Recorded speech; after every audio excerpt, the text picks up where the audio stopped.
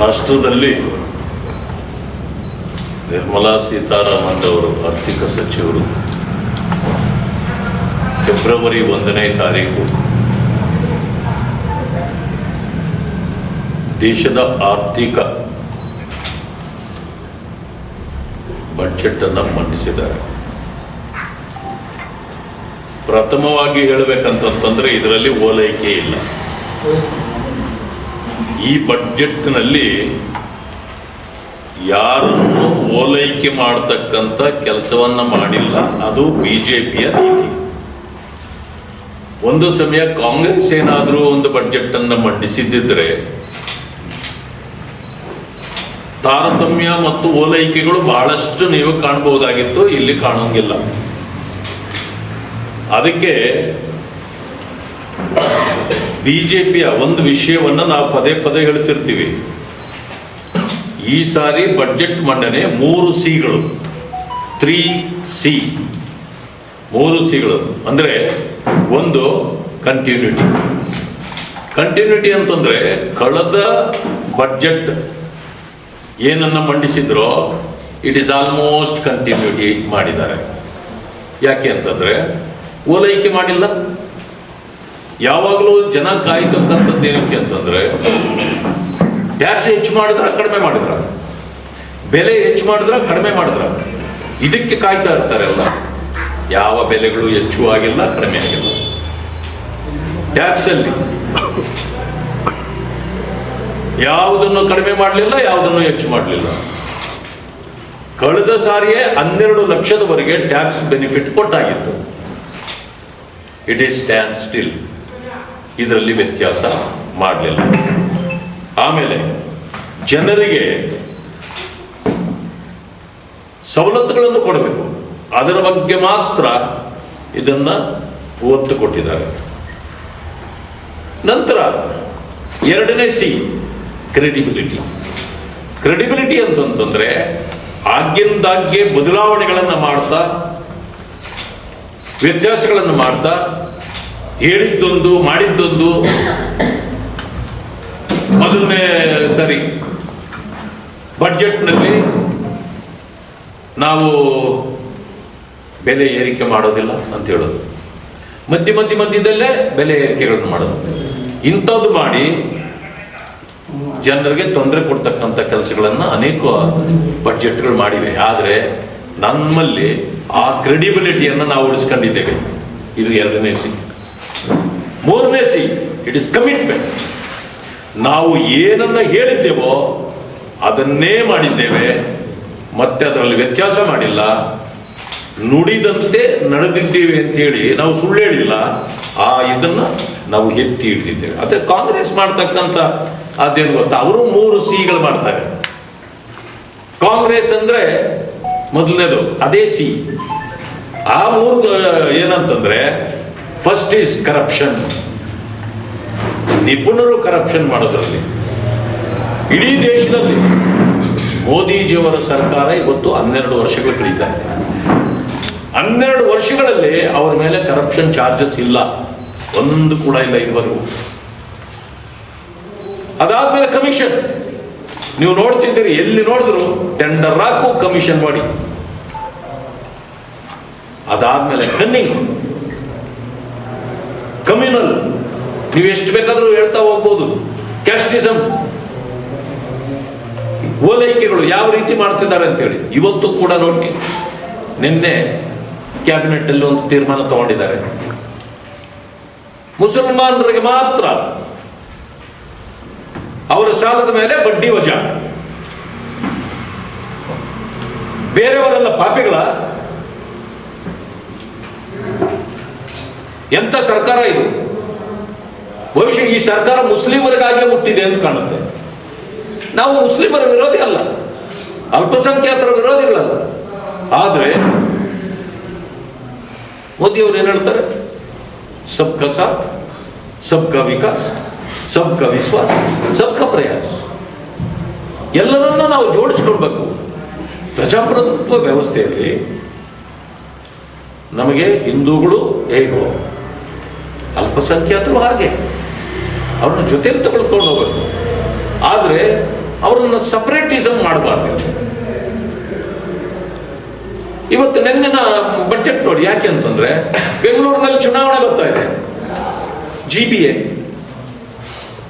Greater Bengaluru authority, ಇದು ಚುನಾವಣೆಗಳು ಬರ್ತಾ ಇದೆ. ಅದಕ್ಕೆ ಅವ್ರನ್ನ ಓಲೈಕೆ ಮಾಡಲಿಕ್ಕೆ ಅವರು 700 ಕೋಟಿ ಸಾಲಗಳಿದೆಯಂತೆ, ಅದರ ಮೇಲೆ ಬಡ್ಡಿ ಎಲ್ಲ ವಜಾ. ಈ ರೀತಿ ಅದು ಕಮಿಟ್ಮೆಂಟ್ ಅಲ್ಲ, ಅದು ಓಲೈಕೆ ಮಾಡೋದು. ಆ ರೀತಿ ನಮ್ಮ ಸರ್ಕಾರ ಯಾವತ್ತೂ ಕೂಡ ಮಾಡಿಲ್ಲ. ಸೀತಾರಾಮನ್ ಜಿ ಅವರು ಹೇಳುವಾಗಲೇ ಮೊದಲನೇ ಮಾತು ಒಂದೇ ಹೇಳಿದ್ದವರು, ಇದು ಯುವಕರ ಬಡ್ಜೆಟ್ ಅಂತ ಹೇಳಿದ್ದಾರೆ. ಈ ಬಡ್ಜೆಟ್ ಅನ್ನು ಯುವಕರಿಗೆ ಒಪ್ಪಿಸಿದ್ದಾರೆ. ಯಾಕೆ ಅಂತ ಗೊತ್ತಾ?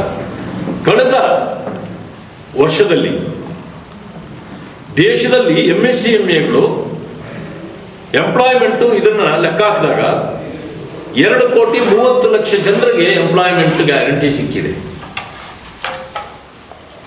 ಆ ಉದ್ದೇಶದಲ್ಲಿ ಈ ವರ್ಷ ಇನ್ನೆಚ್ಚು MSCMEಗೆ, ಮ್ಯಾನುಫ್ಯಾಕ್ಚರಿಂಗ್ ಇದಕ್ಕೆ, ಕಾರ್ಖಾನೆಗಳು ನಡೆಸೋರಿಗೆ ಉತ್ತೇಜನ ಕೊಟ್ಟಿದ್ದಾರೆ. ಅಂದರೆ ಇದು ಯುವ ಬಜೆಟ್. ಯಾಕೆ ಅಂತ ಹೇಳಿದ್ರು ಅಂದ್ರೆ ಯುವಕರಿಗೆ ಅವಕಾಶಗಳನ್ನು ಹೆಚ್ಚಿಸ್ತಕ್ಕಂಥ ಕೆಲಸಗಳು, ಸ್ತ್ರೀಯರಿಗೂ ಅಷ್ಟೇ, ಕಾರ್ಮಿಕರಿಗೂ ಕೂಡ ಉತ್ತಮವಾದ ವ್ಯವಸ್ಥೆಗಳನ್ನು ಮಾಡಿಕೊಡ್ತಕ್ಕಂಥದ್ದನ್ನು ಕೂಡ ಮಾಡಿದ್ದಾರೆ. ಆದ್ದರಿಂದ ಇದು ಯಾಕೆ ಅಂತಂದ್ರೆ 2047ಕ್ಕೆ ಇವತ್ತು ನಾವು ದೇಶದಲ್ಲಿ 11ನೇ ಸ್ಥಾನದಲ್ಲಿದ್ದ ಆರ್ಥಿಕ ವ್ಯವಸ್ಥೆ ಈಗ 4ರಲ್ಲಿದ್ದೇವೆ. ಇನ್ನ 2-3 ವರ್ಷಗಳಲ್ಲಿ ನಾವು 3ನೇ ಸ್ಥಾನವನ್ನ ಹಿಡಿಯೋರಿದ್ದೇವೆ ಪ್ರಪಂಚದಲ್ಲಿ. 2047ಕ್ಕೆ we may be number 1 in the world ಆರ್ಥಿಕತೆಯಲ್ಲಿ. So we are so strong in economic. ಯಾಕೆ ಅಂತಂದ್ರೆ ಈ ವಿಕಸಿತ ಭಾರತದ ಉದ್ದೇಶಿತ ನಿರೀಕ್ಷೆಗಳೇನಿದೆ ಅಂತಂದ್ರೆ ಮೋದಿಜಿ ಅವರು 2047ಕ್ಕೆ ದೇಶದಲ್ಲಿ ನಾವು ನಂಬರ್ 1 ಸ್ಥಾನಕ್ಕೆ ಬರ್ತೇವೆ. ಅದರಲ್ಲಿ ಈವನ್ ನಾವು ಅಮೇರಿಕವನ್ನು ಕೂಡ ಹಿಂದಾಗ್ತೇವೆ ಅಂತಕ್ಕಂಥ ಭರವಸೆ ಇಟ್ಕೊಂಡು ಕೆಲಸ ಮಾಡ್ತಿದ್ದಾರೆ. ನಿಮ್ಗೆ ಅದು ಅರ್ಥ ಆಗತ್ತೆ ಯಾಕೆ ನಮ್ಮ ಮೇಲೆ ಇತ್ತೀಚೆಗೆ ಬೇರೆ ಬೇರೆ ದೇಶಗಳು ವಕ್ರ ದೃಷ್ಟಿಯಿಂದ ನೋಡ್ತವೆ ಅಂದರೆ ನಮ್ಮ ಬೆಳವಣಿಗೆ ಅಷ್ಟೊಂದು ವೇಗ ಇದೆ. ನಮ್ಮ ಬೆಳವಣಿಗೆಯ ವೇಗವನ್ನು ತಡೆಯಲಿಕ್ಕಾಗ್ತೇವೆ. ಅಮೇರಿಕ ನಮ್ಮನ್ನು ಒಂದು ರೀತಿಯಲ್ಲಿ ತಡೆಯಬೇಕು ಅಂತ ಪ್ರಯತ್ನಗಳು ಇತ್ತೀಚೆಗೆ ಮಾಡಿದ್ದು ತಮಗೆ ಗೊತ್ತಿದೆ. ಪೆಟ್ರೋಲ್ ನಮ್ಮಲ್ಲೇ ಖರೀದಿ ಮಾಡಬೇಕು, ನೀವು ರಷ್ಯಾಗೆ ಹೋಗ್ಬಾರ್ದು ಹೇಳಿ ನಾವು ಕೇರ್ ಮಾಡಲಿಲ್ಲ. ನಮ್ಮದು it is our prerogative. We are independent country. ನಾವು ಎಲ್ಲಿ ಬೇಕಾದ್ರೂ ಖರೀದಿ ಮಾಡ್ಬೋದು, ನಿಮ್ಮ ಹತ್ರನೇ ಮಾಡಬೇಕು. ಎಲ್ಲಿ ನಮಗೆ ಪ್ರೀತಿ ವಿಶ್ವಾಸಗಳು ದೊರೆಯುತ್ತದೋ, ಎಲ್ಲಿ ನಮಗೆ ಸುಲಭವಾಗಿ ಸಿಗ್ತದೋ, ಎಲ್ಲಿ ನಮಗೆ ಕಡಿಮೆ ದರದಲ್ಲಿ ಸಿಗ್ತದೆ ಮಾಡ್ತೇವೆ. ಆದರೆ ಬೇರೆಯವರು ನಮ್ಮ ಮೇಲೆ ಈ ರೀತಿ ಏನೋ ತಡೆ ಒಡ್ಡತಕ್ಕಂಥದ್ದಾಗಲಿ, ನಮ್ಮನ್ನು ಕಂಟ್ರೋಲ್ ಮಾಡ್ತಕ್ಕಂಥದ್ದನ್ನು ನಾವು ಸಹಿಸೋದಿಲ್ಲ. ಅದಕ್ಕೆ ಅವ್ರೇನು ಮಾಡಿದ್ರು, 25% ಟ್ಯಾಕ್ಸ್ ಅನ್ನು ಏರಿಸಿಬಿಟ್ರು ನಮ್ಮ ಮೇಲೆ ಇದ್ದಕ್ಕಿದ್ದಾಗೆ. ಯಾಕೆ ಅಂದ್ರೆ ಅವರು ಸೆಕ್ರೆಟರಿ ಹೇಳಿದ್ರು, ಒಂದು ಸಾರಿ ಪ್ರಧಾನಮಂತ್ರಿ ಟ್ರಂಪ್ ಅವ್ರ ಹತ್ರ ಮಾತಾಡ್ಬಿಟ್ಟಿದ್ರೆ ಕಡಿಮೆ ಮಾಡಿಬಿಡ್ತಿದ್ರು. ಆದ್ರೆ ಇವ್ರೇನ್ ಮಾಡಿದ್ರು, ಮಾತಾಡ್ಲಿಲ್ಲ. ಅದಕ್ಕೆ ಮಾತಾಡೋದು ಅಂತಂದ್ರೆ ಭಿಕ್ಷೆ ಬೇಡೋದಿಲ್ಲ. ನಾವೇನು ಯಾರು ನಮಗೆ ಪುಕ್ಕಟೆ ಏನು ಕೊಡೋದಿಲ್ಲ. ನಾವು ಹಣ ಕೊಡ್ತೇವೆ, ಖರೀದಿ ಮಾಡ್ತೇವೆ. ಅದರಿಂದ ನಮ್ಮ ವಸ್ತುಗಳಿಗೆ ಅವರು ಹೆಚ್ಚು ತೆರಿಗೆ ಹಾಕಿದ್ರು. ಅದ್ರ ಮೊನ್ನೆ ಏನಾಯ್ತು, ನಾವು ಕೇರೆ ಮಾಡಲಿಲ್ಲ. ಮೋದಿ ಅವರು ಅದು ಇಲ್ಲದೇ ಇದ್ರೂ ಪರವಾಗಿಲ್ಲ, ನಾವು ನಮ್ಮ ಗ್ರಾಹಕರನ್ನ, ನಮ್ಮ ಮ್ಯಾನುಫ್ಯಾಕ್ಚರರ್ಸ್ ನಾವು ಹೆಂಗೆ ನೋಡ್ಕೊಳ್ಬೇಕು ನಮ್ಗೆ ಗೊತ್ತು, ಮಾಡ್ತೀವಿ. ಅದು ಕೊನೆಗೆ ಏನಾಯ್ತು, ಈ ವಸ್ತುಗಳಲ್ಲಿ ಬೇಕಾಗಿತ್ತು ತಾವೇ ತಳಗಡೆ ಬಂದು ಕೊನೆಗೆ ಅವರೇ ಫೋನ್ ಮಾಡಿ ಮೋದಿ ಅವ್ರಿಗೆ ಮಾತಾಡಿ ಇವತ್ತು 18% ತಂದರು. 25ರಿಂದ 17ಕ್ಕೆ ಬಂದಿದ್ದಾರೆ, 18ಕ್ಕೆ ಬಂದಿದ್ದಾರೆ. ಅಂದರೆ 7% ಅವರೇ ಕಡಿಮೆ ಮಾಡಿದ್ರು. ಹಾಗೆ ಇವತ್ತು ಉತ್ತಮವಾದ ನಾಯಕತ್ವವನ್ನು ದೇಶಕ್ಕೆ ಮಾನ್ಯ ಮೋದಿಜಿಯವರು ಕೊಡ್ತಿದ್ದಾರೆ. ಅದಕ್ಕೆ ಆತ್ಮನಿರ್ಭರತೆ ಮತ್ತು ವಿಕಸಿತ ಭಾರತ ಸ್ವಾವಲಂಬಿಯನ್ನ ಗುರಿಯಾಗಿಟ್ಟುಕೊಂಡು ಉದ್ಯೋಗ ಸೃಷ್ಟಿ, ಕೃಷಿ ಉತ್ಪಾದನೆಗಳು ಮತ್ತು ನಾಗರಿಕರ ಕೊಳ್ಳುವ ಶಕ್ತಿಯನ್ನು ಹೆಚ್ಚಿಸಲು ಈ ಬಡ್ಜೆಟ್ ಒತ್ತು ನೀಡಿದೆ. ಎಲ್ಲಕ್ಕಿಂತ ಮಿಗಿಲಾಗಿ ರೈತರಿಗೆ ಈಗಾಗಲೇ ತೆಂಗು ಬೆಳೆಯುವಂಥವ್ರಿಗೆ, ಕ್ಯಾಶ್ಯೂ, ಶ್ರೀಗಂಧ ಇಂಥವು ಬೆಳೆಯುವಂಥವ್ರಿಗೆ ವಿಶೇಷ ಆದ್ಯತೆಯನ್ನು ಕೊಡಲಾಗಿದೆ. ಫಿಶರೀಸ್ಗೆ ಇವತ್ತು ಎಲ್ಲ ಕಡೆಯಲ್ಲೂ ಫಿಶರೀಸ್ ಬಗ್ಗೆ ಬಹಳಷ್ಟು ನಮಗೆ ಪ್ರೋತ್ಸಾಹ ಇಲ್ಲ ಅಂತ ಮಾತಾಡ್ತಿದ್ರು. ಇವತ್ತು ಇಡೀ ದೇಶದಲ್ಲಿ ಫಿಶರೀಸ್ಗೆ ಆದ್ಯತೆಯನ್ನು ಕೊಟ್ಟಿದ್ದಾರೆ. ಅವರಿಗೆ ಉತ್ತಮವಾದ ಸವಲತ್ತುಗಳನ್ನು ಕೊಟ್ಟಿದ್ದಾರೆ. ಅವರಿಗೆ ಹಿಡೀಲಿಕ್ಕೆ ಬೋಟ್ಗಳ ಸಪೋರ್ಟು, ಅವರಿಗೆ ಡೀಸೆಲ್ ಇದನ್ನು ಕೊಡ್ತಕ್ಕಂಥದ್ದು ಫ್ರೀಯಾಗಿ, ಮತ್ತು ಅವರಿಗೆ ಹಣ ಹೊಂದಿಸಿಕೊಡ್ತಕ್ಕಂಥದ್ದು, ಸಬ್ಸಿಡಿ ಕೊಡ್ತಕ್ಕಂಥದ್ದು ಅವ್ರಿಗೂ ಕೂಡ ಮಾಡಿದ್ದಾರೆ. ಹೀಗೆ ಆರ್ಥಿಕ ಬೆಳವಣಿಗೆಗೆ ತುಂಬ ಹೆಚ್ಚಿನ ಆದ್ಯತೆಯನ್ನು ಕೊಟ್ಟು ಈಗ ಅವರನ್ನೆಲ್ಲರನ್ನೂ ಇದು ಮಾಡ್ತಿದ್ದಾರೆ. ಮತ್ತು ಮಧ್ಯಮ ವರ್ಗದವರ ಸಬಲೀಕರಣಕ್ಕೂ ಕೂಡ ಹೆಚ್ಚಿನ ಆದ್ಯತೆಯನ್ನು ಕೊಟ್ಟಿದ್ದಾರೆ. ನಾನು ಯಾಕೆ ಕಂಟಿನ್ಯೂಟಿ ಅಂತ ಹೇಳಿದೆ ಅಂದರೆ, ಕಳೆದ ಬಡ್ಜೆಟ್ ಯಾರಿಗೆ ಅರ್ಥ ಆಗಿರುತ್ತೋ ಅದು ಈ ಬಡ್ಜೆಟ್ನಲ್ಲಿ ಅವ್ರಿಗೇನು ಹೇಳಬೇಕಾಗಿಲ್ಲ ನಾವು. ಯಾಕೆಂತಂದರೆ ಆ ಸರಾಗವಾದ ವೇಗ ಏನಿತ್ತೋ ಅದು ಇವತ್ತು ಬಹಳ ಚೆನ್ನಾಗಿ ಆಗ್ತಿದೆ. ಯಾವಾಗಲೇ ಆಗಲಿ ನಾವು ಸಬ್ಸಿಡೀಸನ್ನು ಜಾಸ್ತಿ ಮಾಡಿದಾಗ ನಮ್ಮ ಅಭಿವೃದ್ಧಿಯ ವೇಗ ಕುಂಠಿತ ಆಗುತ್ತೆ. ಸಬ್ಸಿಡೀಸ್ ಈ ಸಾರಿ ಏನು ಕೊಟ್ಟಿಲ್ಲ. ಒಟ್ಟಾರೆ ಕೊಟ್ಟಿರ್ತಕ್ಕಂಥ ಸಬ್ಸಿಡಿಗಳು ಏನಂತಂದರೆ, ಯಾರು ಹೊರದೇಶದಲ್ಲಿ ಹೋಗಿ ಓದ್ತಾರೆ ಆ ಮಕ್ಕಳಿಗೆ ವಿದ್ಯಾಭ್ಯಾಸಕ್ಕೆ ಒಳ್ಳೆಯದಾಗಿದೆ. ಅದಕ್ಕೇನು ಮಾಡ್ತಿದ್ರು ಅಂದರೆ, ಓದೋರ್ಗೂ ಕೂಡ 5% ಟ್ಯಾಕ್ಸ್ ಇತ್ತು, ಅದನ್ನು 2% ಇಳಿಸಿದ್ರು.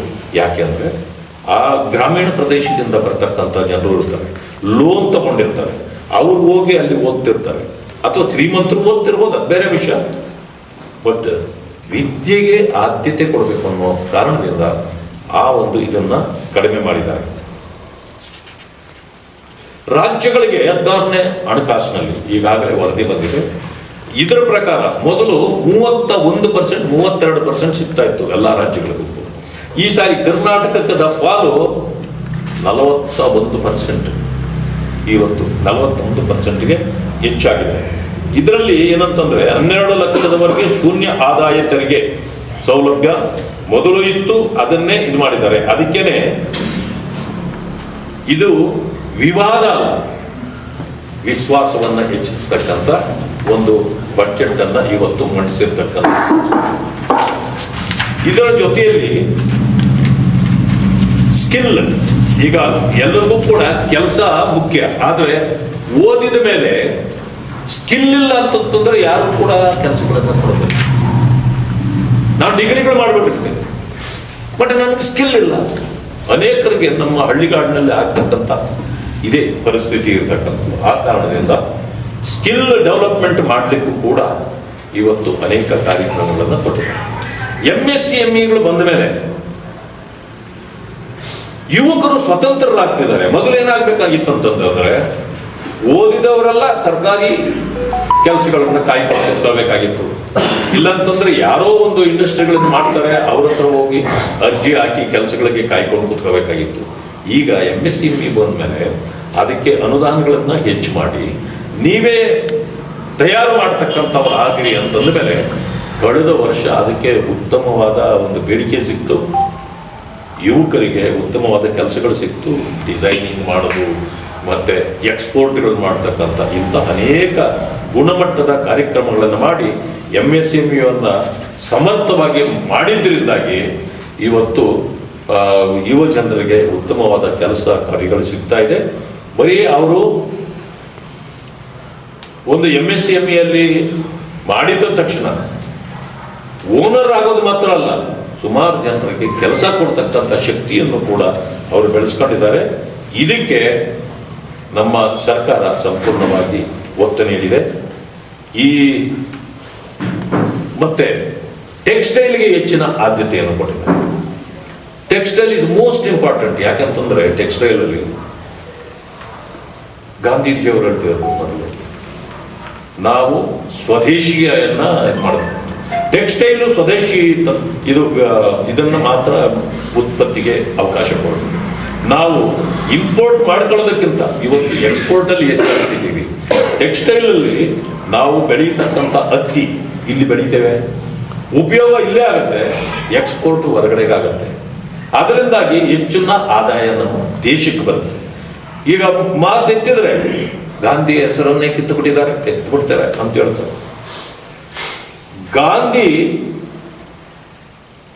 ಸ್ವರಾಜ್ಯದ ಥಿಯರಿಯನ್ನ ಹೇಳಿದ್ದು ಮಾತ್ರ ಅಲ್ಲ, ಮಹಾತ್ಮ ಗಾಂಧಿಯವರು ನಮಗೆ ಖಾದಿಯನ್ನ ಉತ್ಪಾದನೆಯನ್ನು ಮಾಡಬೇಕು, ಖಾದಿಯನ್ನ ಹೆಚ್ಚು ಬಳಕೆ ಮಾಡಬೇಕು. ಕಾಂಗ್ರೆಸ್ ಒಂದು ಅವ್ರದ್ದು ಕಾನ್ಸ್ಟಿಟ್ಯೂಷನ್ ಒಂದಿದೆ, ಕಾಂಗ್ರೆಸ್ ಒಂದು ಕಾನ್ಸ್ಟಿಟ್ಯೂಷನ್ ಬರ್ಕೊಂಡಿದೆ. ಅದರಲ್ಲಿ ಏನಂತಂದ್ರೆ ಮಹಾತ್ಮ ಗಾಂಧಿಯವರ ತತ್ವ ಸಿದ್ಧಾಂತಗಳನ್ನು ಬರ್ಕೊಳ್ತದೆ.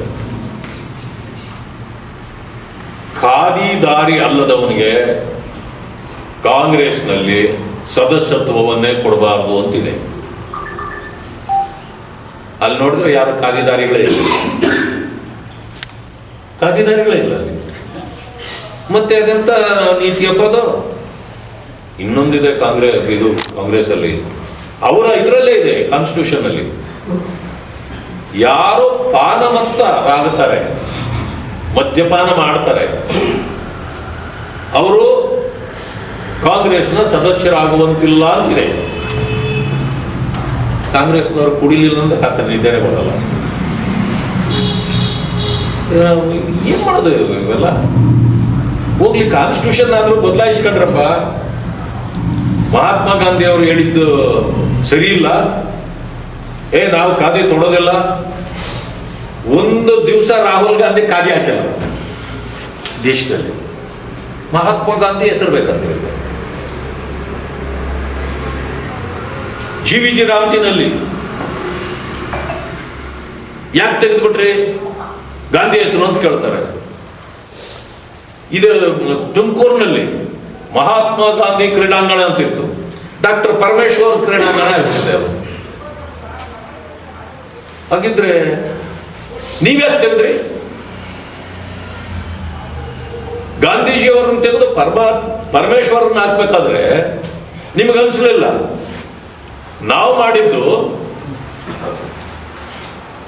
ನೋಡಿ, ಹಲವು ರೀತಿಯ ಹೆಸರುಗಳಿತ್ತು. ನರೇಗಾ, ಗ್ರಾಮೀಣ ಉದ್ಯೋಗ, ಕೂಲಿಗಾಗಿ ಕಾಳು, ಅದಾದ ಮೇಲೆ ನೆಹರು, ಇದೆಲ್ಲ ಮನ್ರೇಗಾ ಲಾಸ್ಟ್, ನೆಹರು ರೋಜ್ಗಾರ್ ಯೋಜನೆ, ಬರೀ ರೋಜ್ಗಾರ್ ಯೋಜನೆ ಇತ್ತು. ಆಮೇಲೆ ನೆಹರು ರೋಜ್ಗಾರ್ ಯೋಜನೆ ಮಾಡಿದ್ರು. ಅದಾದ್ಮೇಲೆ 2009ಕ್ಕೆ ನೆಹರೂದನ್ನು ತೆಗೆದಾಕಿ ಮಹಾತ್ಮ ಗಾಂಧಿ ಇಟ್ಟು. ನಿಮ್ಮ ಕಾಲದಲ್ಲೇ, ಕಾಂಗ್ರೆಸ್ನ ಕಾಲದಲ್ಲಿ ಇದುವರೆಗೂ ಎಷ್ಟು ಸಾರಿ ಬದಲಾಯಿತು? 20 ಸಾರಿ ಹೆಸರುಗಳು ಅದು ಬದಲಾಗಿ ಮನ್ರೇಗಾ ಬಂತು. ಮನ್ರೇಗಾ ಅಂದ್ರೆ Mahatma Gandhi rural employment guarantee scheme MNREGA. ಅದನ್ನ ಜೋಡಿಸಿದ್ದಕ್ಕೆ ಮನ್ರೇಗಾ ಆಯ್ತು. ಹೆಸರನ್ನ ಸೇರಿಸಿದ್ವಿ, ಮಹಾತ್ಮ ಗಾಂಧಿ ಅವರ ಹೆಸರು. ನಾವೇನ್ ಮಾಡಿದ್ರಿ, ಆ ಸ್ಕೀಮ್ಗೆ ಇನ್ನಷ್ಟು ಉನ್ನತೀಕರಿಸಿ ಆ ಸ್ಕೀಮನ್ನ ಜನರಿಗೆ ಒಳ್ಳೇದಾಗ್ಲಿ ಅಂತೇಳಿ 100 ದಿನ ಇದ್ದಿದ್ದ ಕೆಲಸದ ಇದನ್ನ 125 ದಿನಕ್ಕೆ ಏರಿಸಿದ್ವಿ. ಕೇವಲ 3 ತಿಂಗಳಿಗೆ ನೀವು ಸಂಬಳ ಕೊಡೋದು, ಅವ್ರಿಗೆ ದುಡ್ಡೇ ಕೊಡ್ತಿರ್ಲಿಲ್ಲ 3 ತಿಂಗಳಾದ್ರೂ. ಅಂಥದ್ದನ್ನ ಒಂದೇ ವಾರದಲ್ಲಿ ಕೊಡಬೇಕು, ಮ್ಯಾಕ್ಸಿಮಮ್ 14 ದಿನದೊಳಗಡೆ ಅವರಿಗೆ ದುಡ್ಡು ಸಿಗಲೇಬೇಕು. ಮಾಡಿದ್ದೀವಿ. ಮೊದಲು ಯಾರು ಕೆಲಸ ಮಾಡ್ತಿದ್ರೋ ಯಾರಿಲ್ವೋ ಗೊತ್ತಿಲ್ಲ. ಯಾರು JCB ಇಟ್ಕೊಂಡು ಕಾಂಟ್ರಾಕ್ಟ್ ಮಾಡ್ತಿರ್ತಾರೋ ಅವ್ರು ಕಾಂಟ್ರಾಕ್ಟ್ ಕೊಟ್ಬಿಡೋದು. ಜನರನ್ನ ನೀವು ಕೆಲಸ ಇಟ್ಕೊಂಡು ಮಾಡೋಂಗೆ ಮಾಡೋದು. ಅವ್ರ ಹೆಸರುಗಳು ಅವ್ರ ಪಟ್ಟಿ ಮಾಡ್ಬಿಡೋದು, ಹೆಸರನ್ನ ಬ್ಯಾಂಕ್ನಲ್ಲಿ ಖಾತೆಗಳು ತೆಗೆದುಬಿಡೋದು. ಡೆಬಿಟ್ ಕಾರ್ಡ್ಗಳು ಅವ್ರ ಹೆಸರಲ್ಲಿ ತಗೊಂಡು ಜೋಬ್ಗೆ ಇಟ್ಕೊಂಡ್ಬಿಡೋದು. ಯಂತ್ರದಲ್ಲಿ ಕೆಲಸ, ದುಡ್ಡು ಮಾತ್ರ ಇವ್ರ ಹೆಸರಿಗೆ ಹಾಕೋದು. ಆ ಡೆಬಿಟ್ ಕಾರ್ಡಲ್ಲಿ ಇವರೇ ಡ್ರಾ ಮಾಡ್ಕೊಂಡ್ಬಿಡೋದು. ಅದಕ್ಕೆ ಇದು ಸ್ಕೀಮ್ ಆಗಿರಲಿಲ್ಲ, ಇದು ಸ್ಕ್ಯಾಮ್ ಆಗಿತ್ತು. ಕಾಂಗ್ರೆಸ್ನವ್ರು ಮಾಡ್ತಿದ್ದು ಸ್ಕೀಮ್ ಅಲ್ಲ, ಸ್ಕ್ಯಾಮ್. ಪದೇ ಪದೇ ಇದು ನಮಗೆ ಗೊತ್ತಾಗ್ತಾ ಇತ್ತು.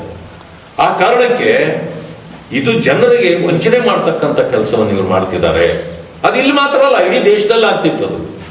ಅದಕ್ಕೆ ಇದರ ಹೆಸರನ್ನು ಚೇಂಜ್ ಮಾಡಿ ಅದನ್ನ ಇದು ಮಾಡೋಣ. ಯಾಕೆ ದುಡ್ಡೇನಾದ್ರೂ ತಿಂದ್ರೆ ಮಹಾತ್ಮ ಗಾಂಧಿಗೂ ಅಪವಾದ ಅಲ್ವೇ? ಮಹಾತ್ಮ ಗಾಂಧಿಗೆ ಗೌರವ ನೀವು ಕೊಡ್ಬೇಕಂದ್ರೆ ಮಹಾತ್ಮ ಗಾಂಧಿ ಹೆಸರಿನಲ್ಲಿ ನಾವು ದುಡ್ಡು ತಿನ್ನಬಾರ್ದು. ಕಾಂಗ್ರೆಸ್ನವ್ರಿಗೆ ಅಷ್ಟಾದ್ರೂ ಗೊತ್ತಾಗ್ಬೇಕಾಗಿತ್ತಲ್ಲ. ಕಾಂಗ್ರೆಸ್ ಹೆಸರು ಮಹಾತ್ಮ ಗಾಂಧಿ ಹೆಸರು ಇಟ್ಬಿಟ್ಟು ನೀವು ಲೂಟಿ ಮಾಡಿದ್ರೆ ಮಹಾತ್ಮ ಗಾಂಧಿಗೆ ಅಪಮಾನ ಅಲ್ವಾ ಅದು? ಆದ್ರಿಂದ ಅದನ್ನ ನಾವು ತೆಗೆದುಬಿಟ್ವಿ. ನಾವೇನ್ ಮಾಡಿದ್ವಿ, 15 ದಿವಸದೊಳಗೆ ಹಣನೂ ಸಿಗ್ಬೇಕು. ಬಯೋಮೆಟ್ರಿಕ್ ತಂದ್ಬಿಟ್ವಿ. ಈಗ ಮೊದಲು ಬಯೋಮೆಟ್ರಿಕ್ ಇರಲಿಲ್ಲ. ಹೆಸರು ಪಟ್ಟಿ ಕೊಟ್ಬಿಟ್ಟು ಅವನು ಯಂತ್ರದಲ್ಲಿ ಕೆಲಸ ಮಾಡಿದ್ರೆ ದುಡ್ಡು ಸಿಗೋದು. ಇನ್ಮೇಲೆ ಸಿಗಲ್ಲ. ಬಯೋಮೆಟ್ರಿಕ್ ಅಲ್ಲಿ ಇಟ್ಕೋತಾರೆ. ಅದರಲ್ಲಿ ಒತ್ತಿದ್ರೆ ಅವನು ರಿಜಿಸ್ಟರ್ ಆದ್ರೆ ಕೆಲಸ ಮಾಡಿ ಅವನು ಆ ಖಾತೆ ಕಾಣ ಹೋಗುತ್ತೆ, ಅವನಿಗೆ ಸಿಗುತ್ತೆ. ಇನ್ಮೇಲೆ ಬೇರೆಯವ್ರಿಗೆ ಸಿಗೋದಿಲ್ಲ. ಇಷ್ಟೊಂದು ಅನುಕೂಲಗಳನ್ನ ಎಲ್ಲ ಮಾಡಿಕೊಟ್ಟು ಇದಾದ್ಮೇಲೆ ಅದರ ಹೆಸರನ್ನು ಬದಲಾಯಿಸಿದೆ. ವಿಕಸಿತ್ ಭಾರತ್. ನಮ್ಮ ಎಲ್ಲ ವ್ಯವಹಾರದಲ್ಲಿ ವಿಕಸಿತ್ ಭಾರತ್ ಇರುತ್ತೆ. ಯಾಕೆ ಅಂದ್ರೆ ನಾವು ದೇಶಕ್ಕಾಗಿ ಮಾಡ್ತಕ್ಕಂಥ ಕೆಲಸವೇ ಹೊರತು ನಾವೊಂದು ಕುಟುಂಬಕ್ಕಾಗಿ ಮಾಡೋದಲ್ಲ.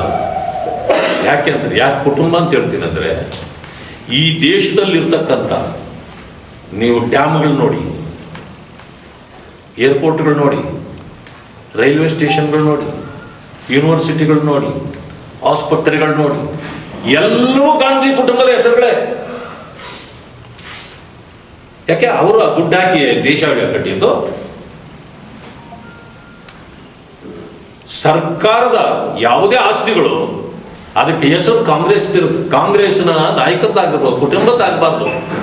ಅದಕ್ಕೆ ನಾವು ಅದನ್ನು ಮಾಡಿಲ್ಲ. ನಾವು ದೇಶ ವಿಕಸಿತ ಭಾರತ ಅಂದ್ರೆ ವಿಕಾಸ ಹೊಂದುತ್ತಾ ಇರತಕ್ಕಂಥ ಭಾರತದ ಹೆಸರಿನಲ್ಲಿ, ಭಾರತ ದೇಶದ ಹೆಸರಿನಲ್ಲಿ ನಾವು ಮಾಡುವಾಗ ವಿಕಸಿತ ಭಾರತ್ ಗ್ಯಾರಂಟಿ ರೋಜ್ಗಾರ್ ಅಜೀವಿಕಾ ಮಿಷನ್ ಗ್ರಾಮೀಣ್ ಅಂತೇಳಿ ಹೆಸರು ಬಂತು. ನೀವು ಹೇಗೆ ಮನ್ರೇಗಾ ಅಂತ ಜೋಡಿಸಿದ್ರು, ಆ ಜೋಡಿಸುವಾಗ ವಿಜಿ ಅಂದ್ರೆ ವಿಕಸಿತ ಭಾರತ್ ಗ್ಯಾರಂಟಿ, ರೋಜ್ಗಾರ್ ಅಜೀವಿಕಾ ಮಿಷನ್ ಅಂದ್ರೆ ರೋಜ್ಗಾರ್ ಅಂದ್ರೆ ಆರ್, ಅಜೀವಿಕಾ ಅಂತಂದ್ರೆ ಎ, ಮಿಷನ್ ಅಂದ್ರೆ ಎಂ, ಅದು ರಾಮ್, ಆಮೇಲೆ ಗ್ರಾಮೀಣ. ಹಂಗಾಯ್ತು. ಇದನ್ನು ಜೋಡಿಸಿದಾಗ ರಾಮ್ ಅಂತ ಬಂದ್ಬಿಡ್ತು. ರಾಮೋದ್ಭವ ಆಗಿದ್ದು ಕಾಂಗ್ರೆಸ್ಗೆ ಬೆಂಕಿ ಬಿದ್ದೋಯ್ತು. ಯಾಕೆಂದ್ರೆ ರಾಮನ್ ಕಂಡ್ರೆ ಕಾಂಗ್ರೆಸ್ನವ್ರಿಗೆ ಆಗಲ್ಲ, ಹಿಂದೂಗಳನ್ನ ಕಂಡ್ರೆ ಕಾಂಗ್ರೆಸ್ನವ್ರಿಗೆ ಆಗಲ್ಲ. ನಾವು ಅಲ್ಲೂ ಮುಸ್ಲಿಂ ಹೆಸರಲ್ಲಿ ಇರ್ಲಿ, ನಾವು ತಂದು ಮುಸ್ಲಿಂರ ಹೆಸರೇನೋ ನಾವು ಬಂದ್ಬಿಟ್ಟಿದ್ರೆ ಒಪ್ಕೊಂಡ್ಬಿಡೋರು ಬಂದು ಕಾಂಗ್ರೆಸ್ನವ್ರಾಗೆ.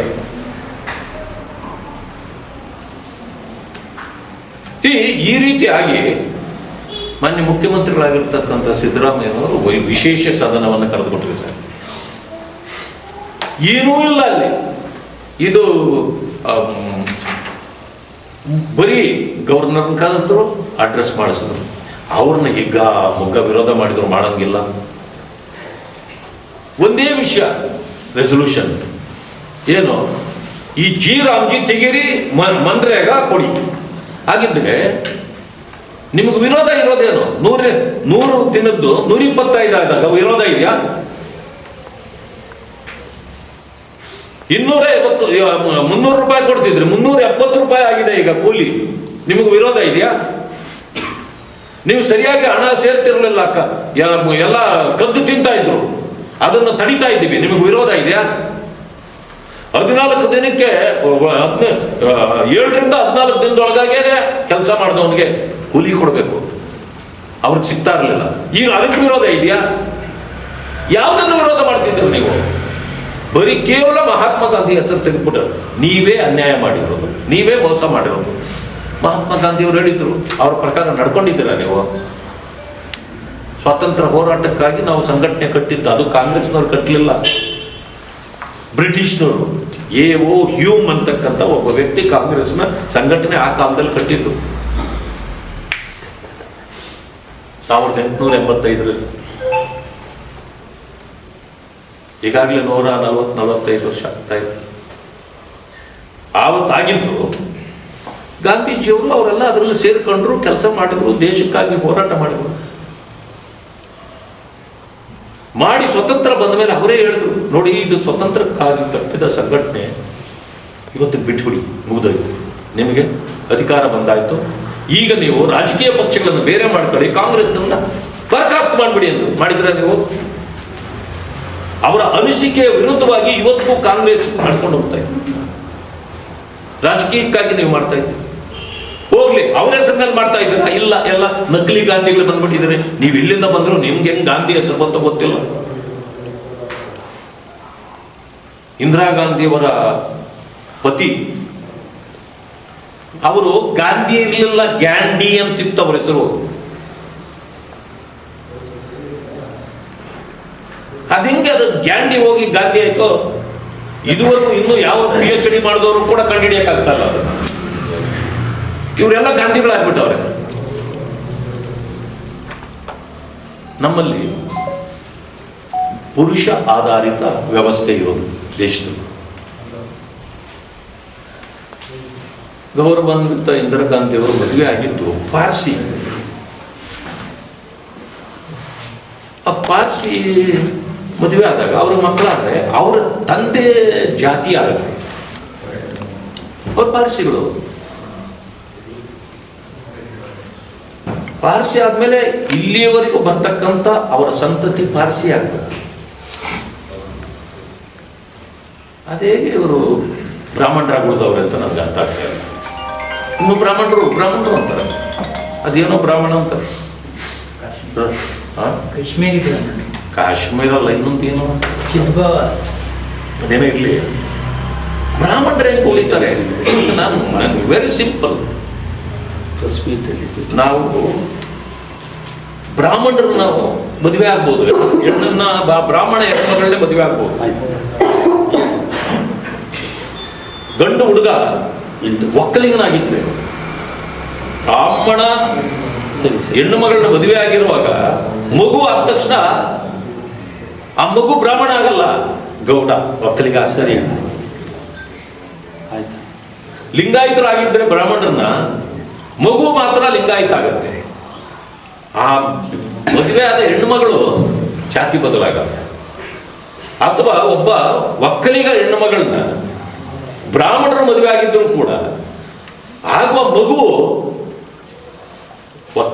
ಇದು ಬ್ರಾಹ್ಮಣ ಆಗ್ತದೆ ಹೊರತು ಒಕ್ಕಲಿಗ ಆಗ್ತದೆ. ಬಟ್ ಇವರಲ್ಲಿ ಮಾತ್ರ ಯಾಕೆ ಉಲ್ಟಾ ಆಗ್ತದೋ ನನಗೆ ಗೊತ್ತಾಗಲ್ಲ. ಹೀಗೆ ದೇಶವನ್ನ ಯಾಮಾರಿಸ್ಕೊಂಡು ತುಂಬಾ ಕಥೆಗಳಿಂದ ಕೇಳ್ತಾರೆ. ನನಗೆ ಅದರ ಅವಶ್ಯಕತೆ ಇಲ್ಲ. ಅವರು ಮುಸ್ಲಿಂ ಅಂತಾರೆ, ಇನ್ನೊಂದು ಅಂತಾರೆ, ಅದೆಲ್ಲ ನೋಡಿ. ನಾವು ಮುಸ್ಲಿಮರ ವಿರೋಧಿಗಳಲ್ಲ, ಕ್ರೈಸ್ತರ ವಿರೋಧಿಗಳಲ್ಲ. ಆದರೆ ದೇಶ ಕಟ್ಟಬೇಕು. ಇವತ್ತು ದೇಶ ಕಟ್ಟುವಾಗ ಮೋದಿಜಿಯವರು ನೋಡಿ, ಮುಸಲ್ಮಾನರು ಇದ್ರೆ ಅವ್ರ ಹತ್ರ ಹೋಗ್ತಾರೆ. ಕ್ರಿಶ್ಚಿಯನ್ರು ಅವ್ರು ನೋಡಿ, ನೀವು ನೋಡಿರ್ಬೋದು, 25ನೇ ತಾರೀಕು ಚರ್ಚ್ಗೆ ಹೋದ್ರು. ನಮ್ಮಲ್ಲಿ ವ್ಯತ್ಯಾಸ ಇಲ್ಲ. ಆದರೆ ವ್ಯತ್ಯಾಸ ಆಗ್ತಾ ಇರೋದು ಎಲ್ಲಿ ಅಂದರೆ, ಕಾಂಗ್ರೆಸ್ನವರು ಮುಸ್ಲಿಮರ ತಲೆಗೆ ಹುಳ ಬಿಟ್ಬಿಡ್ತಾರೆ. BJP ಬಂದರೆ ನಿಮ್ಮನ್ನ ಮುಗಿಸ್ಬಿಡ್ತಾರೆ. ಯಾರನ್ನ ಮುಗಿಸಕ್ಕೆ, ಯಾರು ಮುಗಿಸಕ್ಕೆ, ಅವ್ರನ್ನೇನು ತಗೊಂಡಾಗ ಅರಬ್ಬಿ ಸಮುದ್ರಕ್ಕೆ ಹಾಕ್ಬೇಕಾಗಲ್ಲ, ಆಗೋದಿಲ್ಲ. ಆದರೆ ಯಾಕೆ ಹೀಗೆ ಇದಾಗ್ತಿದ್ದಾರೋ ನೋಡಿ. ಒಂದು ನಿಮ್ಗೆ ಘಟನೆ ತರ್ತೀನಿ. ಮಲೆಗಾಂವ್ ಅಂತೇಳಿ ಮಹಾರಾಷ್ಟ್ರದಲ್ಲಂತೇಳಿ ಮೊನ್ನೆ ಚುನಾವಣೆ ಆಗಿದೆ. ಒಂದು ಚುನಾವಣೆ ಆಗಿದೆ. ಚುನಾವಣೆಯಲ್ಲಿ ಎಲ್ಲ ಕಡೆ ಚುನಾವಣೆ ಆಯಿತು. ಮಹಾರಾಷ್ಟ್ರದಲ್ಲಿ BJP ಎಲ್ಲ ಕಡೆ ಗೆದ್ದು ಬಂದ್ಬಿಟ್ಟಿದೆ. ಅದು ಒಂದು ಕಡೆ.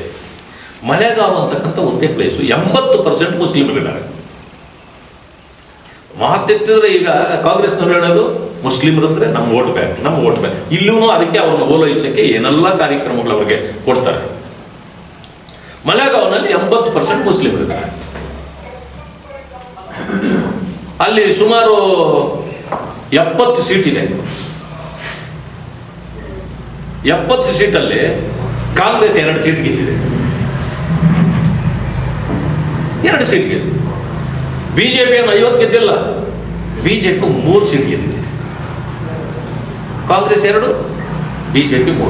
ಇನ್ನು ಉಳಿದಿದ್ದ ಎಲ್ಲ ಸೀಟ್ಗಳು ಮುಸ್ಲಿಂ ಲೀಗ್ ಇದ್ದದೆ. ಏನರ್ಥ ಏನು?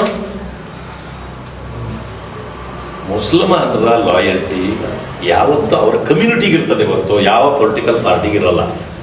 ಅವರು BJP ಪರನೂ ಅಲ್ಲ, ಕಾಂಗ್ರೆಸ್ ಪರನೂ ಅಲ್ಲ. ಯಾವ ರೀತಿ ಅವರ ಪ್ರದರ್ಶನ ಇದೆ ಅಂತಂದ್ರೆ ಇದರಲ್ಲಿ ಗೊತ್ತಾಗತ್ತೆ ಎಲ್ಲಿಯವರೆಗೂ ನಮ್ಮ ಓಟ್ಗಳಿಂದ ನಾವೇ ಗೆಲ್ಲಲಿಕ್ಕೆ ಸಾಧ್ಯ ಇಲ್ವೋ.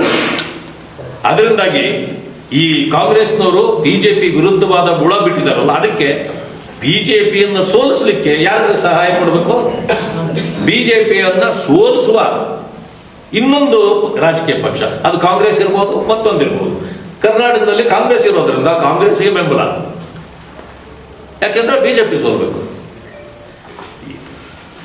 ಇನ್ನೊಂದು ಬೇರೆ ಕಡೆ ಬೇರೆ ಪಾರ್ಟಿ ಇರ್ತದೆ, ಕಾಂಗ್ರೆಸ್ ಆ ಶಕ್ತಿ ಇರೋದಿಲ್ಲ. ವೆಸ್ಟ್ ಬೆಂಗಾಲಲ್ಲಿ ಕಾಂಗ್ರೆಸ್ ಇಲ್ವೇ ಇಲ್ಲ, ಅದಕ್ಕೆ ಮಮತಾ ಬ್ಯಾನರ್ಜಿ. ತಮಿಳುನಾಡಿನಲ್ಲಿ ಅಥವಾ ಯಾವುದೋ ಅಣ್ಣ DMK, ಕೇರಳದಲ್ಲಿ ಕಮ್ಯುನಿಸ್ಟು ಅಥವಾ ಕಾಂಗ್ರೆಸ್. ಈ ರೀತಿ ತೀರ್ಮಾನವೇ ಹೊರತು ಈ ಕಾಂಗ್ರೆಸ್ನವರು ಮಾಡಿರೋ ಈ ಕರ್ಮಕ್ಕಾಗಿ ಈ ರೀತಿ ನಡವಳಿಕೆಗಳು ನಡೀತದೆ ದೇಶದಲ್ಲಿ. ನಾನು ಹೇಳ್ತೇನೆ, ಯಾವತ್ತೂ ಕೂಡ ಮುಸಲ್ಮಾನ್ ಬಂಧುಗಳ ಲಾಯಲ್ಟಿ ನಿಜವಾಗಿಯೂ ಯಾರ ಪರವಾಗಿಯೂ ಇರೋದಿಲ್ಲ.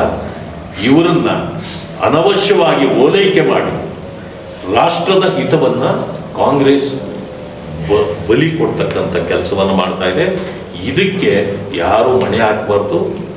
ನಾವು ಕೂಡ ಮುಸಲ್ಮಾನರನ್ನ ಅವ್ರು ನಮ್ಮೂರಂತೆ ನಾವು ಅವರನ್ನು ಪ್ರೀತಿಸ್ತೇವೆ. ಆದರೆ ಅವರು ನಮ್ಮಿಂದ ದೂರ ಹೋಗ್ತಾರೆ ಅಂತಂದರೆ ಅದಕ್ಕೆ ಕಾರಣ ನಾವಲ್ಲ, ಕ್ರೈಸ್ತರು ಅಷ್ಟೇ. ಕ್ರೈಸ್ತರನ್ನು ನಾವು ಪ್ರೀತಿಸ್ತೇವೆ, ಆದರೆ ಕ್ರೈಸ್ತರು ಎಷ್ಟೋ ಜನ ನಮ್ಮ ಜೊತೆಯಲ್ಲಿದ್ದಾರೆ. ಇವರು ತಪ್ಪು ದಾರಿ ಹಿಡಿದಿದ್ದಾರೆ. ನಾವು ಅವರ ವಿರೋಧಿಗಳಲ್ಲ, ಅವರು ಅರ್ಥ ಮಾಡ್ಕೊಳ್ಬೇಕು. ಈ ದೇಶದ ವ್ಯವಸ್ಥೆ ಸುಭದ್ರವಾಗಿರ್ಬೇಕಂತಂದ್ರೆ ಇವತ್ತು ವಿಕಸಿತ ಭಾರತ ಆಗಬೇಕು. 2047ಕ್ಕೆ ಪ್ರಪಂಚದಲ್ಲಿ ನಾವು ಆರ್ಥಿಕ ವ್ಯವಸ್ಥೆಯಲ್ಲೂ ನಂಬರ್ 1 ಆಗಬೇಕು. ಈಗಾಗಲೇ ಜನಸಂಖ್ಯೆಯಲ್ಲಿ ಮಾತ್ರ ಪ್ರಪಂಚದಲ್ಲಿ ನಂಬರ್ 1 ಆಗಿಬಿಟ್ಟಿದ್ದೀವಿ. Number 2 is China. ನಾವು ಆರ್ಥಿಕತೆಯಲ್ಲಿ ಒಂದು ಅಂತ ಬಂದಿದ್ದ ದಿವಸ ಇಡೀ ಪ್ರಪಂಚವೇ ನಮ್ಮ ಕಡೆ ತಿರುಗ್ತದೆ. ಭಾರತ ದೇಶ ಎಲ್ಲರ ದೊಡ್ಡಣ್ಣನಾಗಿ ಬೆಳೆಯುತ್ತದೆ ಅಂತಕ್ಕಂಥ ಮಾತನ್ನು ತಮಗೆ ಹೇಳಲಿಕ್ಕೆ ಬಯಸ್ತೇನೆ. ನಮಸ್ಕಾರ. ಈಗ ಪಂಚಾಯಿತಿ ಎಲೆಕ್ಷನ್ದು ಬ್ಯಾಲೆಟ್ ಪೇಪರ್ ಅಷ್ಟನ್ನು ಬಳಸಲಿಕ್ಕೆ ಸರ್ಕಾರ ಮುಂದಾಗಿದೆ. ನಿನ್ನೆ ಸಚಿವ ಸಂಪುಟ ಅನುಮೋದನೆ ಕೊಟ್ಟಿದೆ. ವೋಟ್ ಚೋರಿ ಹೆಸರಿನಲ್ಲಿ ಮಾತು ಎತ್ತಿದರೆ ವೋಟ್ ಚೋರಿ ಅಂತ ಶುರು ಮಾಡಿದ್ದಾರೆ. ದೇಶದಲ್ಲಿ ಅಧಿಕಾರಕ್ಕೆ ಬಂದಿದ್ದು ನಾವು ಸ್ವತಂತ್ರ ಆದಮೇಲೆ 47ರಲ್ಲಿ 1947 ಪ್ರಥಮ ಚುನಾವಣೆ ಈ ದೇಶದಲ್ಲಾಗಿದ್ದು 1952ರಲ್ಲಿ. ಆವತ್ತು EVM ಇರಲಿಲ್ಲ, ಇದೇ ನಡೀತಿತ್ತು. ಬಾಬಾ ಸಾಹೇಬ್ ಅಂಬೇಡ್ಕರ್ ಅವರು ಪ್ರಥಮ ಚುನಾವಣೆಯಲ್ಲಿ ನಿಂತರು. ಅವರು ಆವತ್ತೊಂದು ಸ್ಟೇಟ್ಮೆಂಟ್ ಮಾಡಿದ್ದಾರೆ. ಏನಂತಂದರೆ, ಚುನಾವಣೆಯಲ್ಲಿ ನಿಂತಾಗ ಅವರು ಸೋತರು. ಯಾಕೆ ಸೋತರು ಅಂತ ವಿವರಣೆ ಕೊಟ್ಬಿಟ್ಟಿದ್ದಾರೆ. ಈ ಕಾಂಗ್ರೆಸ್ಸು ನನ್ನನ್ನು ಸೋಲಿಸಲೇಬೇಕು ಅಂತ ತೀರ್ಮಾನ ತಗೊಂಡಿತ್ತು. ನಾನು 14,000 ಮತಗಳಿಂದ ಸೋತಿದ್ದೇನೆ. ಆದರೆ ಕುಲಗೆಟ್ಟ ಮತಗಳು 74,000.